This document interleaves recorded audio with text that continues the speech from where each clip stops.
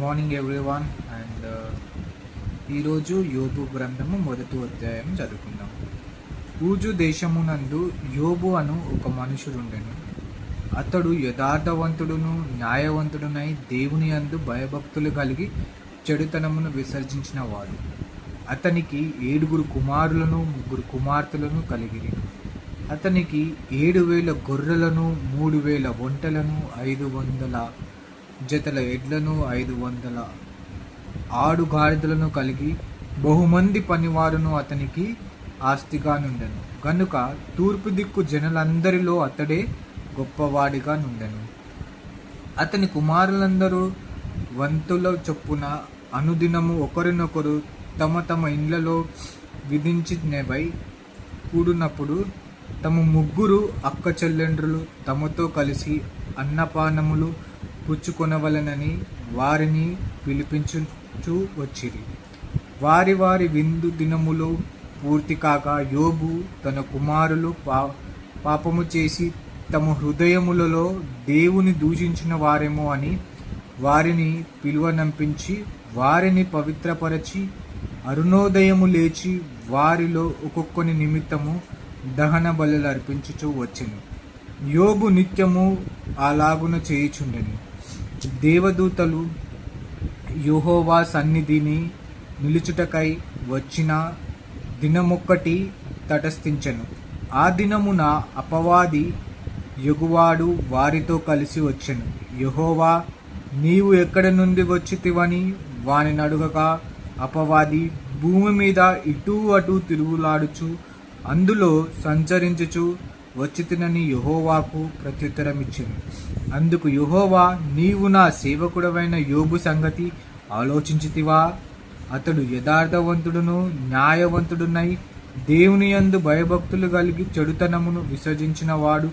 భూమి మీద అతని వంటి వాడెవడునూ లేడు అని అడుగగా, అపవాది, యోబు ఊరికయే దేవుని యందు భయభక్తులు కలవాడైనా నీవు అతనికిని అతని ఇంటి వారికిని అతనికి కలిగిన సమస్తమునకు చుట్టూ కంచె వేసితివి గదా.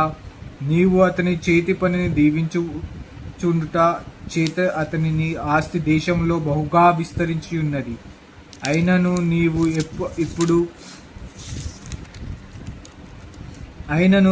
ఇప్పుడు నీ చేయి చాపి అతనికి కలిగిన సమస్తమును మొత్తిన ఎడల అతడు నీ ముఖము ఎదుటనే దూషించి నిన్ను విడిచిపోవును అని యెహోవాతో అనగా, యెహోవా, ఇదిగో అతనికి కలిగిన సమస్తమును నీ వశమునున్నది.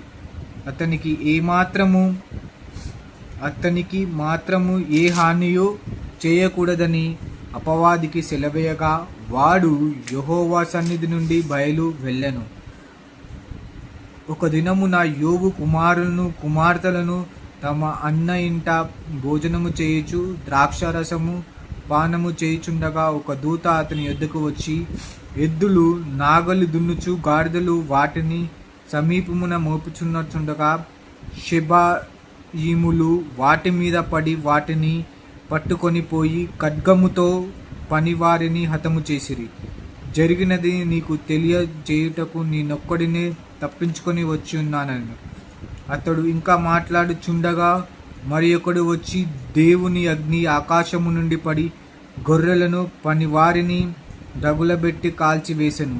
దానిని నీకు తెలియజేయుటకు నేనొక్కడినే తప్పించుకొని వచ్చి ఉన్నానని అతడు ఇంకా మాట్లాడుచుండగా మరి ఒకడు వచ్చి కల్దీయులు 3 సమూహములుగా వచ్చి ఒంటెల మీద పడి వాటిని కొనిపోయి ఖడ్గము చేత పనివారిని చంపిరి. నీకు దానిని తెలియజేయుటకు నేనొక్కడినే తప్పించుకొని వచ్చి అన్నాను. అతడు మాట్లాడుచుండగా వేరొకడు వచ్చి నీ కుమారులను నీ కుమార్తెలను తమ అన్న ఇంట భోజనము చేయుచు ద్రాక్షారసము పానము చేయుచుండగా గొప్ప సుడి గాలి అరణ్య మార్గమున వచ్చి ఆ ఇంటి 4 మూలగా కొట్టగా అది యవ్వనుల మీద పడినందున వారు చనిపోయిరి. దానిని నీకు తెలియజేయుటకు నేనొక్కడినే తప్పించుకొని వచ్చి ఉన్నానని. అప్పుడు యోబు లేచి తన పై వస్త్రమును చింపుకొని తల వెంట్రుకలు గొరిగించుకొని నేల మీద సాష్టాంగ నమస్కారము చేసి ఇట్లా నేను నేను నా తల్లి గర్భములో నుండి దిగంబరునై వచ్చితిని, దిగంబరునై అక్కడికే తిరిగి వెళ్ళదును. యెహోవా ఇచ్చెను, యెహోవా తీసుకొని పోయెను, యెహోవా నామమునకు స్తుతి కలుగును గాక. ఈ సంగతులలో ఏ విషయమునందు యోబు ఏ పాపము చేయలేదు, దేవుడు అన్యాయము చేసినని చెప్పలేదు.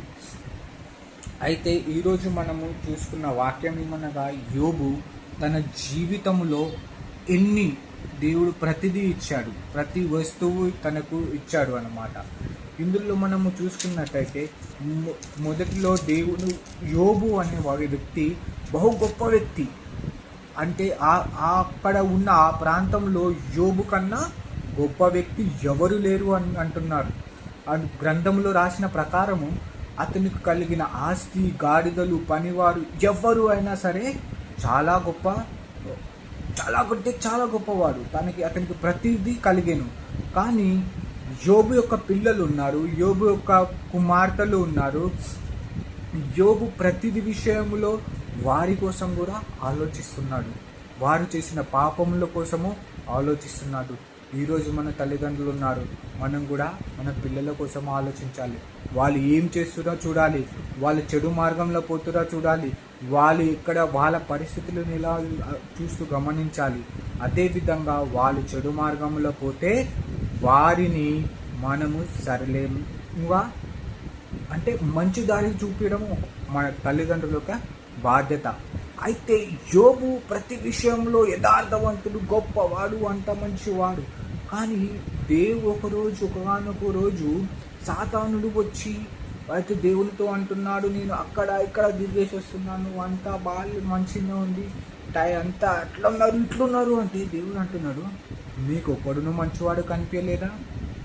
నా దాసుడైన యోబు నిన్ను చూసావా అంటే, చూసినా అతనికి అన్ని ఇచ్చినావు. నువ్వు ఏమి ఇచ్చినావు?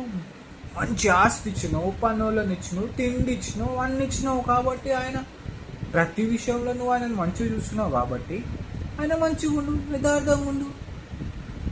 అవన్నీ తీసేయి, పోయినావు అనుకో, ఎవరు నిన్ను అసలు కేర్ కూడా చేయడంటున్నాడు. అయితే దేవుడు సరే అవన్నీ చూసినా అంటున్నావు కదా, ఆయన నుంచి నువ్వు అన్నీ తీసేసి, నీకు నచ్చినట్టు ఆయన ఆస్తిని తీసే, ఆయన పని వాళ్ళను తీసే, ఆయన కుమారులను తీసే, కానీ అతని ప్రాణము మాత్రము తీయొద్దు అంటుండు. అదేవిధంగా ఆ మనుషుడు ఏం చేశాడప్పుడు, యోబు జీవితంలో ఎన్ని కష్టాలు వచ్చినాయి, ఎంత రిచ్ లైఫ్ అనుభవిస్తున్న వ్యక్తి ఒకటేసారి పతనము చూసాం. మనం 13వ వచనము నుంచి చూస్తున్నట్లయితే ఒక్కొక్క వ్యక్తి వచ్చి ఒకరు వచ్చి నీ ఎద్దులు పోయినాయి, నీ వంటలు ఎత్తుకపోయారు, నీ కుమారులు చనిపోయారు అన్నారు. అంటే ఒకటేసారి ఒకటే రోజు ఒక్కొక్క వ్యక్తులు వచ్చి చెప్తా ఉంటుంటే ఎంత బాధాకరంగా ఉండొచ్చు. ఒక జీవితంలో ఒక వ్యక్తిలో నువ్వు ఒకటే రోజు అన్ని కోల్పోవడం, దట్స్ పాసిబుల్, ప్రాక్టికల్గా పాసిబుల్ కాదండి.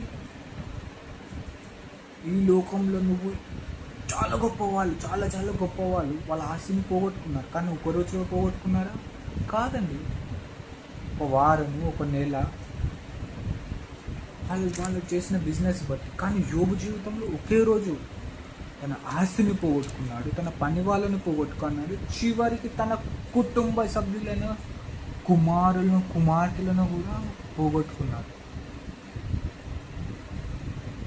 బట్ స్టిల్ ఆ విషయంలో కూడా యోబు అవన్నీ విన్న తర్వాత వచనము చూసినట్లయితే, అప్పుడు యోబు లేచి తన పై వస్త్రము చింపుకొని,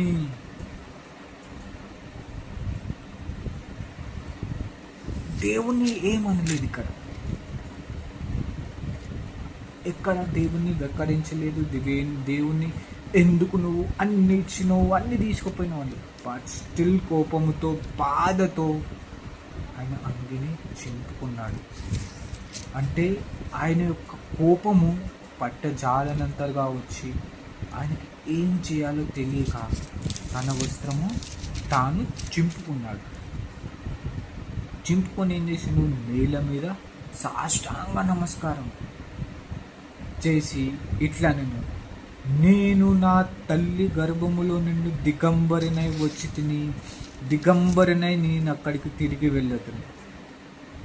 నేను నా తల్లి గర్భమును పుట్టినప్పుడు నేను ఏమి తీసుకురాలేదు, ఉట్టి చేతులతో వచ్చాను. ఇక్కడ వచ్చినాకనే నా కష్టార్జితము, నా తెలివితోనూ, నా దేవుని యొక్క దీవెనతోనూ నేను ఆస్తి సంపాదించుకున్నాను. నేను మళ్ళా తిరిగిపోతాను. తిరిగిపోయినప్పుడు ఏమి తీసుకుపోను. That's the thing. మనం కూడా ఏదో తీసుకుపోతాం, అది తీసుకుపోతాం, ఇది తీసుకుపోతాం అనుకుంటున్నాము. ఏమి తీసుకుపోమండి. చివరికి మన ఆత్మ మన శరీరాన్ని వదిలి వెళ్ళిపోతుంది. మనము ఆత్మపూరితమై ఉన్నాము. గమనించుకోండి ప్రతి ఒక్కరు. ఈ లోకంలో దేనికోసం బతుకుతున్నావు? నీ అందాన్ని చూసి నా అంత అందగాడు ఎవరు లేరు, నా అంత అందగతి ఎవరు లేరని నువ్వు మురిచిపోతున్నాయేమో. ఒకరోజు అది పోనై ఉన్నది. గమనించుకో, గుర్తుపెట్టుకో. నీ దగ్గర ఆస్తి ఉండొచ్చు, ఈరోజు తెలివి ఉండొచ్చు, ఏదైనా ఉండొచ్చు. దేవర్ మెనీ సైంటిస్ట్, గెలీలియో కానీ ఆర్యభట్ట, ఎవరైనా సరే ఎక్కడున్నారు? చనిపోయారండి. వారి తెలివి ఎక్కడ? అర్థమైపోయింది. For everything there is an end, but one only thing there is no end, that is our God. And I still say, for every human being, for every living creature, there is an end point. But our God, who was there in the past, who was there in present, who will be there in the future. మన ప్రభువు మన కొరకు సిలువలో మరణించాడు.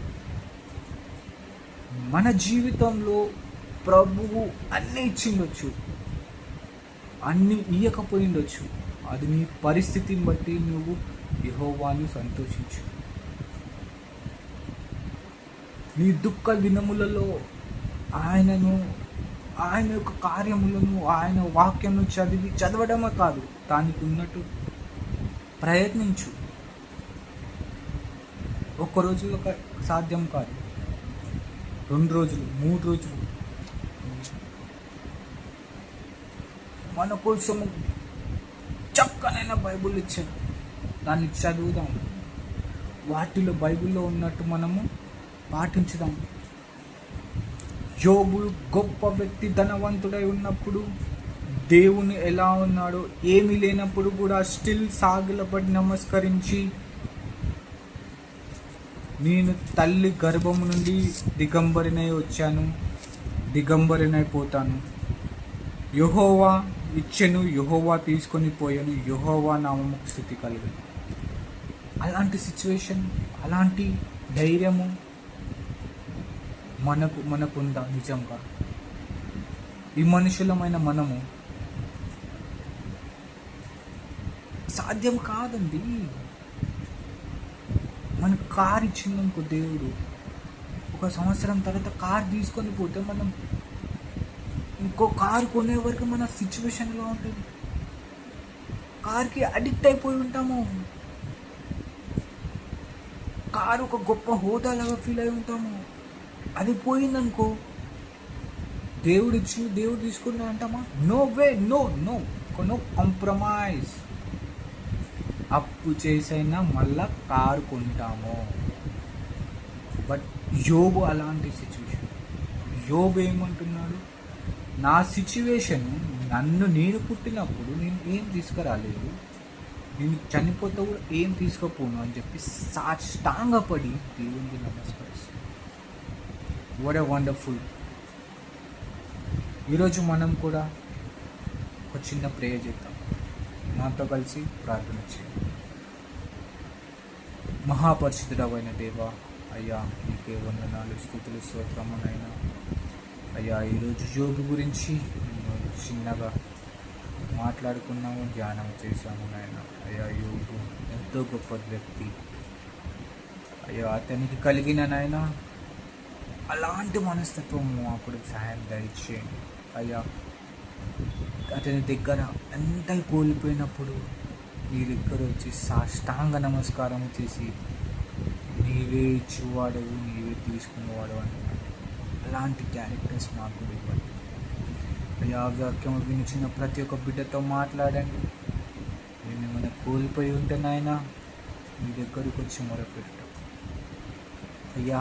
మరొకసారి ప్రార్థిస్తున్నాను, మా యొక్క కోరికలు, మా యొక్క ఆశలను మేము అడగట్లేదు, కానీ అయ్యా మాకేమన్నా బాధలు ఉంటే వాటిని తీర్చమని మీ దగ్గరకు వచ్చి ప్రార్థన చేయలాగున అయ్యా. మరలా తిరిగి ఇంకో సెషన్లో కలుసుకునేంత వరకు మీరే మాకు తోడుండమని యేసు నామము నడుచున్నాను తండ్రి. ఆమేన్. Thank you guys.